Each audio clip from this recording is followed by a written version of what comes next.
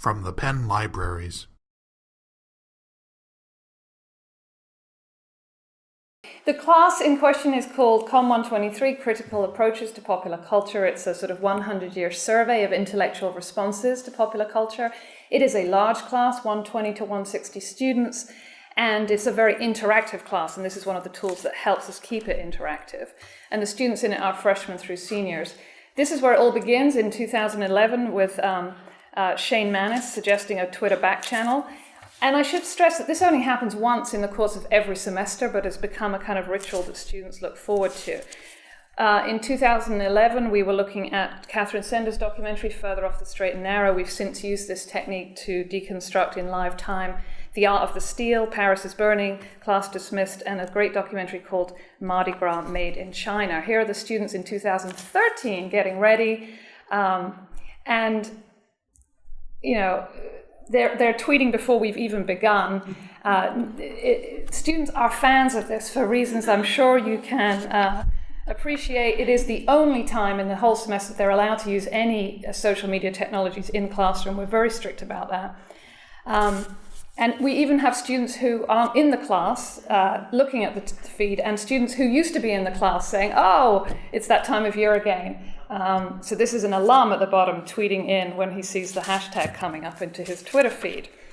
If you want to try this, beware, there are going to be some technical glitches, everything from the screen being out of focus to students breaking the Twitter feed, not sure how she did that, to a student down below whose frustrations I feel, who couldn't even get her Twitter to work. But once you've got that kind of teething stuff out of the way, it's a great technology. It allows teachers, TAs, and professors to pose questions in real time and to sort of prompt. If you're ever showing a documentary or even a slice of a documentary, you can keep students really engaged. It allows students to contribute. It allows shyer students to contribute who may not feel comfortable speaking in a large lecture class. Students start to weigh in.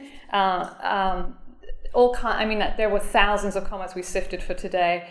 This is great. This is a student watching the documentary about the Barnes and saying, and connecting his reading.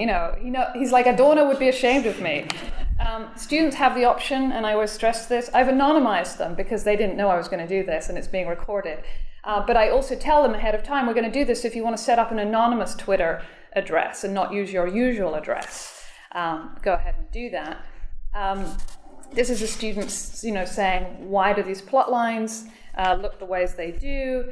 Crucially, students can then agree with one another in real time, which can feel really affirming. They can also disagree with one another in real time, and they do so respectfully and reasonably. So that's another opportunity for engagement. They can ask questions. They can share great links with one another in real time. And they even get meta about the process of doing this. So the student on the right is saying, anyone realize we're tweeting about a movie we're watching in a course about critical approaches to popular culture?